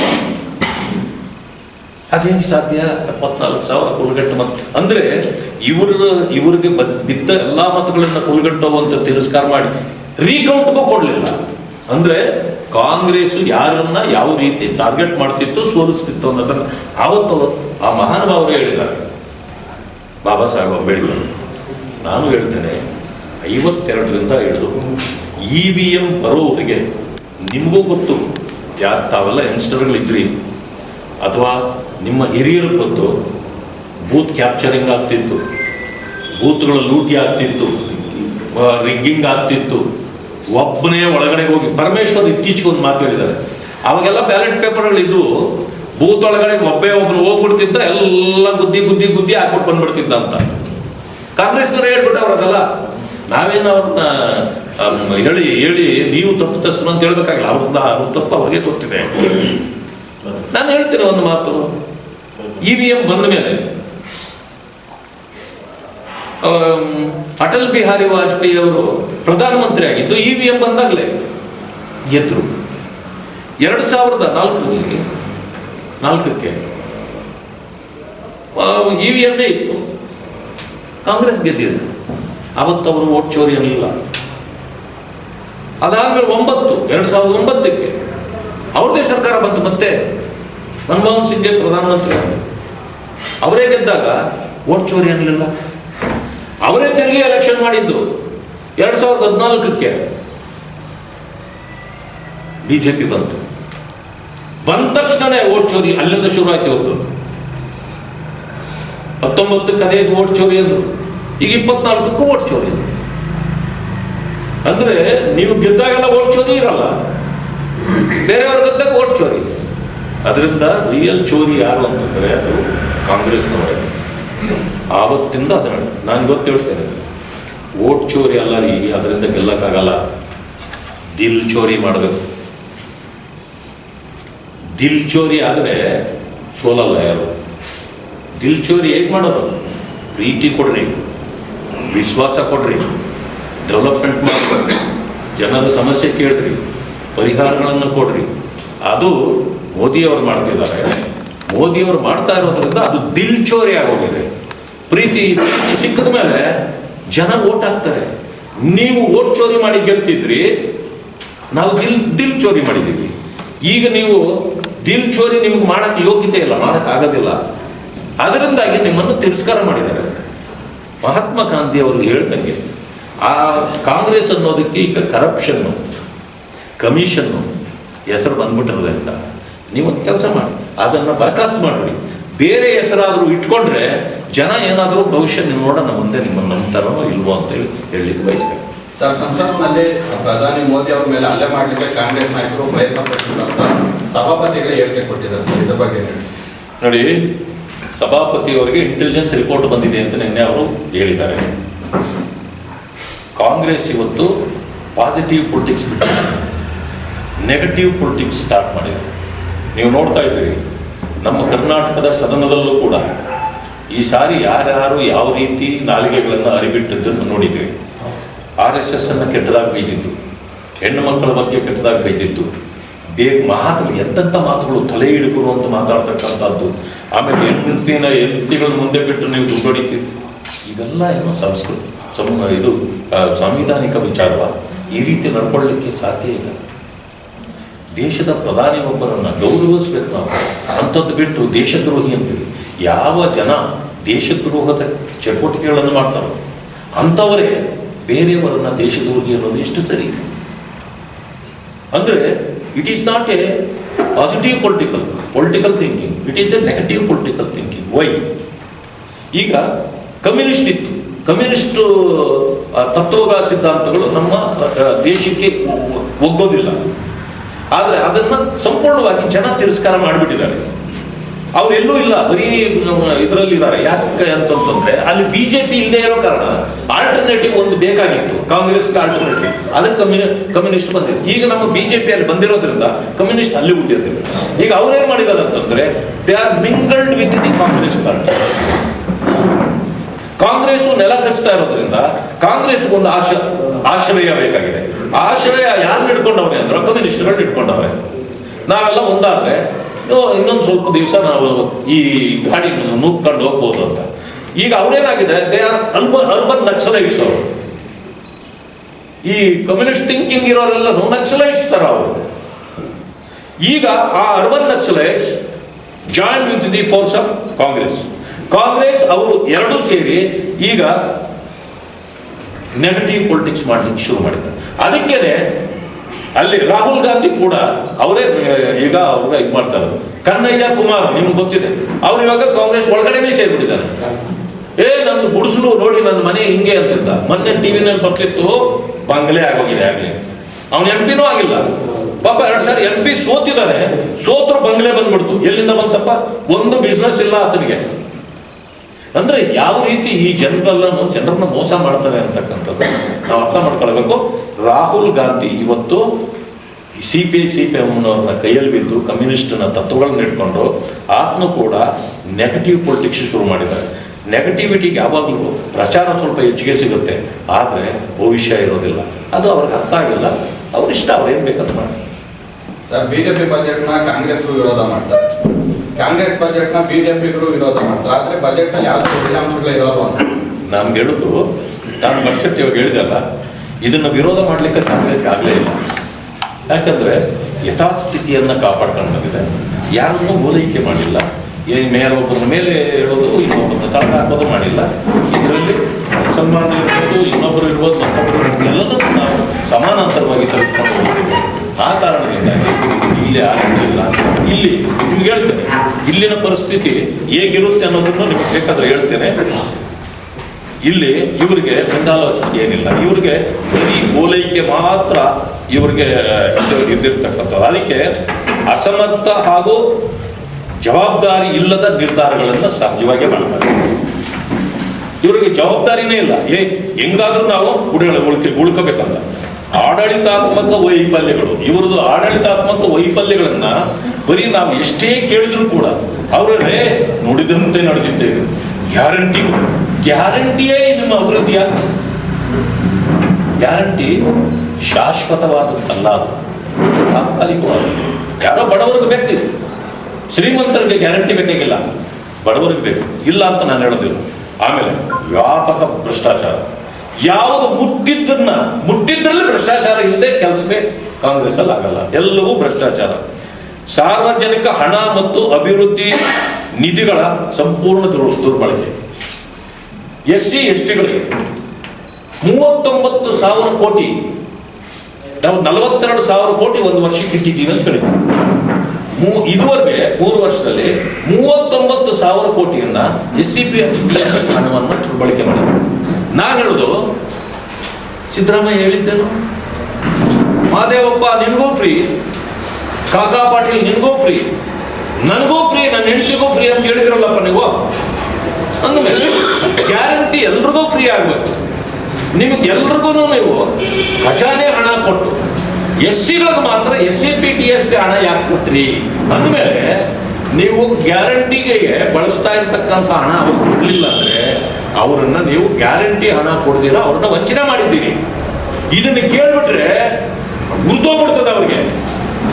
ಯಾಕೆಂದ್ರೆ ನಾವು ನ್ಯಾಯ ಕೇಳ್ತೀವಿ, ಅವ್ರಿಗೆ ಉತ್ತರ ಕೊಡಕ್ಕಾಗಲ್ಲ. ನಿಮ್ಗೆ ಗೊತ್ತಿಲ್ಲ, ಕೊಡ್ರಿ ಕೊಡ್ರಿ ಅಂತಾರೆ ಹೊರತು ಉತ್ತರ ಹೇಳಲ್ಲ.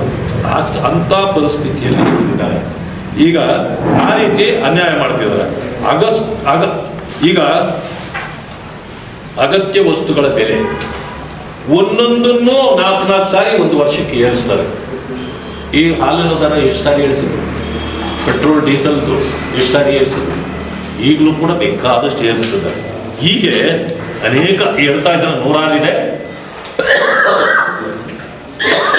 ಇದನ್ನ ನಾವು ಈ ಸದನದಲ್ಲಿ ಈ ಸಾರಿ ಬಹಳ ಚೆನ್ನಾಗಿ ನಾವು ಅವರನ್ನ ಏನೇನು ಬೇಕೋ, ಯಾವ ರೀತಿ ಬೇಕೋ ಅವ್ರನ್ನ ತಡೆದಿದ್ದೇವೆ. ಮುಂದೆ ಈ ರೀತಿ ತಪ್ಪು ಇದನ್ನು ಮಾಡದೇ ಇದ್ದಕ್ಕೆ ನಡ್ಕೊಳ್ಳಿ. ಈಗಲೂ ನಾನು ಹೇಳ್ತೇನೆ, ಪರಿಶಿಷ್ಟ ಜಾತಿ ವರ್ಗಗಳು ಈ ರಾಜ್ಯದಲ್ಲಿ ಕಾಂಗ್ರೆಸ್ ವಿರುದ್ಧ ತಿರುಗಿದ್ದೀವಿ. ನೀವು ಕೊಟ್ಟ ಆಶ್ವಾಸನೆಗಳು ನೆರವೇರಿಲ್ಲ. ಈಗ ನೀವು ಅವ್ರಿಗೆ ಅನ್ಯಾಯ ಮಾಡಿದ್ದೀರಿ. ಈ ಬಡ್ಜೆಟ್ ಅಲ್ಲ, ಆದರೂ ಗ್ಯಾರಂಟಿನಲ್ಲಿ ನೀವು ಕೊಡೋ ಹಣದಲ್ಲೇ ಅವ್ರಿಗೆ ಕೊಡಿ. SCP TSP ಹಣ ಸಪರೇಟ್ ಆಗಿ ಕೊಡಿ ಅಂತಕ್ಕಂಥದ್ದು ತಮ್ಮ ಮೂಲಕ ನಾನು ಮನವಿ ಮಾಡ್ತೇನೆ ಮುಖ್ಯಮಂತ್ರಿಗಳಿಗೆ. ಮಾಡಲಿಲ್ಲ ಅಂದರೆ ಈ ಬೀದಿಯಲ್ಲಿ ಕಾಂಗ್ರೆಸ್ಗೆ ಪೂಜೆ ಪ್ರಾರಂಭ ಆಗುತ್ತೆ. ಕಾಂಗ್ರೆಸ್ ಪಕ್ಷದ ಬಗ್ಗೆ ಏನ್ ಹೇಳ್ತಾರೆ ಸರ್? ಮೆಟ್ರೋ ದರ ಹೆಚ್ಚಿಗೆ ಈಗ ಸಾಕಷ್ಟು ಇಷ್ಟ ಬಂದಾಗ ಅವರು ಮೆಟ್ರೋ ದರ ಇದು 2ನೇ ಬಾರಿ ಒಂದೇ ವರ್ಷದಲ್ಲಿ. ಸರ್, ಕಾಂಗ್ರೆಸ್ ಪಕ್ಷದಲ್ಲಿ ಒಂದು ನಿಮಿಷ, 2ನೇ ಸಾರಿ ಇದು ಮಾಡಿ. ಮೊದಲು ಹೇಳಿದಾಗ ಏನು ಹೇಳಿದ್ರು, ಕೇಂದ್ರ ಮಾಡಿದೆ. ಕೇಂದ್ರ ನಮಗೂ ಅದಕ್ಕೂ ಸಂಬಂಧ ಇಲ್ಲ. ಆ ಒಂದು ಸಮಿತಿ ಇದೆ, ಕಮಿಟಿ ಮತ್ತು ರಾಜ್ಯ ಸರ್ಕಾರದ ಸಂಬಂಧ. ಅದು ಅವರಿಬ್ಬರು ಮಾತಾಡ್ಕೊಂಡು ಮಾಡುವಂಥದ್ದು ನಮ್ಗೆ ಸಂಬಂಧ ಇಲ್ಲ. ಹೇಳಿದ ತಕ್ಷಣ ಕಮಿಟಿನವ್ರು ಮಾಡ್ಬಿಟ್ಟವ್ರೆ, ನಮಗೆ ಗೊತ್ತಿಲ್ಲ. ಅದು ಅಂದ್ರೆ ತಪ್ಪಿಸ್ಕೊಳ್ಳೋದನ್ನು ಮಾಡ್ತಾರೆ. ಧೈರ್ಯ ಇರಬೇಕು ಮನುಷ್ಯನಿಗೆ ಆಡಳಿತ ಮಾಡೋದಕ್ಕೆ. ಈ ಕಾರಣದಿಂದ ಮಾಡಿದ್ದೀವಿ ಅಂತ. ಅದೇನು ಲಾಸಲ್ಲಿಲ್ಲ, ಮೆಟ್ರೋ ಲಾಸಲ್ಲಿಲ್ಲ. ನೀವು ಯಾವ ಕಾರಣಕ್ಕಿದ್ದು ನಿಮ್ಮ ಖಜಾನೆ ಖಾಲಿಯಾಗಿದೆ. ಎಲ್ಲ ಕಡೆಯಿಂದ ಹೇಗಾದರೂ ಮಾಡಿ ತುಂಬ್ಕೋಬೇಕು. ಈಗಾಗಲೇ ವೆಸ್ಟ್ ಬೆಂಗಾಲ್ ಕಳಿಸ್ಬೇಕು. ATM ಇರೋದಲ್ಲಿ ಕಾಂಗ್ರೆಸ್ಗೆ ATM ಇರೋದು ಕರ್ನಾಟಕ ಸರ್ಕಾರ ಒಂದೇ. ಅದರಿಂದಾಗಿ ಅವ್ರು ಏನ್ ಮಾಡ್ತಿದ್ದಾರೆ, ಕೇರಳ ಎಲೆಕ್ಷನ್ ದುಡ್ಡು ಕೊಡಬೇಕು, ವೆಸ್ಟ್ ಬೆಂಗಾಲ್ ಕೊಡಬೇಕು, ತಮಿಳುನಾಡು ಕೊಡಬೇಕು, ಇನ್ನೆಲ್ಲೂ ದುಡ್ಡು ಬರಬೇಕು. ಅದರಿಂದಾಗಿ ಎಲ್ಲಾ ಕಡೆಯಲ್ಲೂ ಕೈ ಆಡಿಸ್ತಿದ್ದಾರೆ. ಸರ್, ಕಾಂಗ್ರೆಸ್ ಪಕ್ಷದಲ್ಲಿ ಸದಸ್ಯತ್ವ ತಗೋಬೇಕಾದ್ರೆ ಒಂದು ಮದ್ಯಪಾನ ಮಾಡಬಾರ್ದು ಅಂತ ಇದೆ ಅಂತ ಹೇಳಿದ್ರಿ. ಈಗ ಎಲ್ಲರೂ ಮದ್ಯಪಾನ ಮಾಡ್ತಾ ಇದ್ದಾರೆ ಅಂತ ಹೇಳಿದ್ರಿ. ಯಾರು ಅನ್ನೋದು ಸ್ಪಷ್ಟನೆ ಕೊಡ್ತೀರಾ ಸರ್? ಕಾಂಗ್ರೆಸ್ನವರು ಅಂದಮೇಲೆ ಯಾಕೆ ಬೇಕು ನಿಮಗೆ? ಹೌದು ಸರ್, ಅದು- ಕಾಂಗ್ರೆಸ್ನವರು ಅಷ್ಟೇ. ಹೆಸರುಗಳು ಹೇಳ್ಬೇಕಾ? ಹೌದು ಸರ್, ಹೆಸರುಗಳ ಹೌದು ಸರ್, ಯಾರೋ ಅಂತ ಗೊತ್ತಾಗ್ಬೇಕಲ್ಲ ಸರ್, ನಮಗೂ ಕಾರ್ಯಕರ್ತರ ನಾಯಕರ ಯಾರೋ ಅನ್ನೋದು ಗೊತ್ತಾಗ್ಬೇಕಲ್ಲ. ನಾಯಕರಿಂದ ಕಾಂಗ್ರೆಸ್ನವರೆಲ್ಲ. ಸರ್, ಈಗ ಸಿಎಂ ಸಿದ್ದರಾಮಯ್ಯ ಅವರು 5 ವರ್ಷ ಸಿಎಂ ಅಂತ ಹೇಳಿ ಮತ್ತೆ ಎಚ್ ಡಿ ಸಿದ್ದರಾಮಯ್ಯ ಮೈಸೂರಲ್ಲಿ ಹೇಳಿದ್ದಾರೆ ಸರ್. ಆ ಹೈಕಮಾಂಡ್ ಗ್ರೀನ್ ಸಿಗ್ನಲ್ ಕೊಟ್ಬಿಟ್ಟಿದ್ರೆ ಯಾವುದೇ ಬದಲಾವಣೆ ಇಲ್ಲ, ಕೆಲವು ಪ್ರಯತ್ನ ಪಟ್ಟರೆ ಅಷ್ಟೇ ಆಗಿಲ್ಲ ಅಂತ ಹೇಳಿ ಇವತ್ತು ಎಚ್ ಡಿ ಸಿದ್ದರಾಮಯ್ಯ ಹೇಳ್ತಾರೆ. ನಾನು ಕೊಡೆ ನೀನು ಬಿಡಿ, ಹಗ್ಗ ಜಗ್ಗಾಟ ನಡೆದಿದೆ. ಇದಕ್ಕೆಲ್ಲ ಕಾರಣ ಹೈಕಮಾಂಡ್ ತೀರ್ಮಾನ 2.5 ವರ್ಷ ಮಾಡಿದ್ರಾ ಇಲ್ವಾ ಸ್ಪಷ್ಟನೆ ಮಾಡಬೇಕಲ್ಲ. ಹೈಕಮಾಂಡ್ ಮಾಡಿಲ್ಲ. ಈ ಕಡೆ ಇವನು ಚೂ ಬಿಡ್ತಾರೆ, ಈ ಕಡೆ ಅವ್ರನ್ನ ಚೂ ಬಿಡ್ತಾರೆ. ಎರಡೂ ಕಡೆಯಿಂದ ಬಂಡವಾಳ ಮಾಡ್ಕೊಂತಾವೆ. ಅರ್ಥವಾಯ್ತಾ ನಿಮಗೆ? ಚುನಾವಣೆಗಳು ನಡೆಸ್ಬೇಕಲ್ಲ, ಅವ್ರು ಜಾಸ್ತಿ ಕೊಟ್ಟರೆ ಅವನಾಗ್ಬಿಡ್ತಾನೆ ಅಂತೇಳಿ ಇವರೊಂದಷ್ಟು ಒಟ್ಟಿಗೆ ಕಪ್ಪು ಕಾಣಿಕೆಗಾಗಿ ಇವರಿಬ್ಬರನ್ನ ಎತ್ಕಟ್ಟಿ ಇವ್ರ ಜಗಳದಲ್ಲಿ ಇಡೀ ರಾಜ್ಯ ಹಾಳಾಗ್ತಾ ಇದೆ. ಬದಲಾವಣೆ ಆಗ್ತದಾ ಇಲ್ಲ ಅದು ನಮ್ಮ ಕೆಲಸ ಅಲ್ಲ. ನಮಗೆ ಯಾರು ಬಂದರೂ ಪರಿಸ್ಥಿತಿ ಹೇಗಿದೆ ಅಂದರೆ ಕರ್ನಾಟಕದಲ್ಲಿ ಕಾಂಗ್ರೆಸ್ನವ್ರದ್ದು ಓದಿಯಾ ಪಿಚಾಚಿ ಅಂದರೆ ಇನ್ನೊಬ್ಬನ ಬಂದರೆ ಬಂದ್ಯಾ ಗವಾಚಿಯಲ್ಲಿ ಅಂತ ಅಷ್ಟೇ ಪರಿಸ್ಥಿತಿ. ಇವರೇನು ರಾಜ್ಯವನ್ನು ಉದ್ಧಾರ ಮಾಡ್ತಾರೆ. ಸರ್, ಈಗ ಮಂಡ್ಯದಲ್ಲಿ ಸರ್ ನಿಖಿಲ್ ಕುಮಾರಸ್ವಾಮಿ ವಿರುದ್ಧ ನಾರಾಯಣಗೌಡ ದೂರು ಕೊಡ್ತೀವಿ ವಿಜಯಗೌಡ ಸಾರ್ಥ ಹೇಳಿದ್ದಾರೆ. ಯಾಕಂದ್ರೆ ಅಲ್ಲಿ ಅಭ್ಯರ್ಥಿ ಹೆಸರು ಘೋಷಣೆ ಮಾಡಿದ್ದಾರೆ. ಇದು ಸರಿ ಇಲ್ಲ ಮೈತ್ರಿ ಪಕ್ಷದಲ್ಲಿ ಅಂತೇಳಿ ಎಲ್ಲೊಂದು ಕಡೆ ಒಳ ಉಂಟಾಗಿದೆ ಸರ್ JDS. ನಾವು ಅದಕ್ಕಾಗಿ ಈ ಜಗಳ ಮಾಡ್ಕೊಂಡು ಕೂತ್ಕೊಳ್ಳೋದು ಸರಿ ಇಲ್ಲ. ಅವ್ರ ಪಾರ್ಟಿ ಯಾರನ್ನೋ ಮುಂದಿನ ದಿನಗಳಲ್ಲಿ ಇಂಥವ್ರನ್ನ ಕ್ಯಾಂಡಿಡೇಟ್ ಆಗ್ಬೋದು ಹೇಳ್ಕೊಂಡ್ಬಿಡ್ಬೋದು, ಅದೇನು ತೀರ್ಮಾನ ಆಗಲ್ಲ. ನಾವು ಅವರು ಇಬ್ಬರು ಕೂಡ ಸೇರಿ NDA ಇದ್ದೀವಿ. NDA ತೀರ್ಮಾನವೇ ಬೇರೆ, BJP ತೀರ್ಮಾನವೇ ಬೇರೆ, ಜನತಾದಳದ ತೀರ್ಮಾನವೇ ಬೇರೆ. ಅವ್ರೇನೋ ತೀರ್ಮಾನ ತಗೊಂಡಿದ್ದನ್ನು ನಾವು ವಿರೋಧಿಸೋದಿಲ್ಲ, ನಾವು ತಗೊಂಡಿದ್ದನ್ನು ಅವರು ವಿರೋಧಿಸೋದು ಬೇಡ. ನಾವು NDA ಆಗಿ ಸೀಟ್ ಅಡ್ಜಸ್ಟ್ಮೆಂಟ್ ಬಂದಾಗ ಅದು ಅವ್ರಿಗೆ ಉಳಿತದೋ ಇಲ್ಲ ನಮ್ಗೆ ಉಳಿತದೋ ಅನ್ನೋ ಪ್ರಶ್ನೆ ಆವತ್ತು ತೀರ್ಮಾನ ಆಗುತ್ತೆ. ಅಲ್ಲಿವರೆಗೂ ನಮ್ಮ ಕಾರ್ಯಕರ್ತರು ಏನೋ ಹೇಳ್ಕೊಳ್ತಾ ಇರ್ತಾರೆ. ನಾಳೆ ಬಂದ್ಬಿಟ್ಟು ದೊಡ್ಡಬಳ್ಳಾಪುರದಲ್ಲಿ ನೆಕ್ಸ್ಟ್ ನಮ್ದು ಇಂಥ ಇವರೇ ಕ್ಯಾಂಡಿಡೇಟ್ ಅಂತ ಅವ್ರು ಹೇಳ್ಬಿಟ್ರೆ ನಾವು ಕೇಳಕ್ಕಾಗ್ತದ? ನಮ್ಮ ಸಿಟ್ಟಿಂಗ್ ಮೆಂಬರ್ ಇರೋ ಯಾರು ಧೀರಜ್ ಮುಂದೆ ನಮ್ಮ ಕ್ಯಾಂಡಿಡೇಟ್ ಅಪ್ಪ ಅಲ್ವಾ? ಅದರಿಂದ ಅವರು ಯೋಚನೆ ಮಾಡಬೇಕು. ನಾವು NDAನಲ್ಲಿರೋರು ನಾವು ಈ ರೀತಿ ಹೇಳ್ಕೊಳ್ಳೋದು ಸರಿನಾ? ಅವ್ರು ಯೋಚನೆ ಮಾಡಬೇಕು. ಅವ್ರು ಹೇಳ್ಕೊಂಡ್ಬಿಟ್ರು ಅಂದ ತಕ್ಷಣ ನಾವು ಅದನ್ನು ವಿರೋಧ ಮಾಡಬೇಕು ಅಂತೂ ಏನಿಲ್ಲ. ಬಟ್ ಈ ಕನ್ಫ್ಯೂಷನ್ ಏನಾಗುತ್ತೆ, ನಾವು ಒಗ್ಗಟ್ಟಿನಿಂದ ಹೋಗೋ ಸಂದರ್ಭದಲ್ಲಿ ಈ ರೀತಿಯ ವ್ಯತ್ಯಾಸಗಳಾದಾಗ ಕನ್ಫ್ಯೂಷನ್ ಸ್ಟಾರ್ಟ್ ಆಗ್ತದೆ, ಕಾರ್ಯಕರ್ತರಲ್ಲಿ ಗೊಂದಲ ಸೃಷ್ಟಿ ಆಗ್ತದೆ. ಅದರಿಂದ ನಾವು ಒಟ್ಟಿಗೆ ಇರುವಾಗ ಇಂಥವುಗಳನ್ನು ಮಾಡಬಾರದು ಅಂತೇಳಿ ನಾನು ಅವರಲ್ಲಿ ಮನವಿ ಮಾಡ್ತೀನಿ.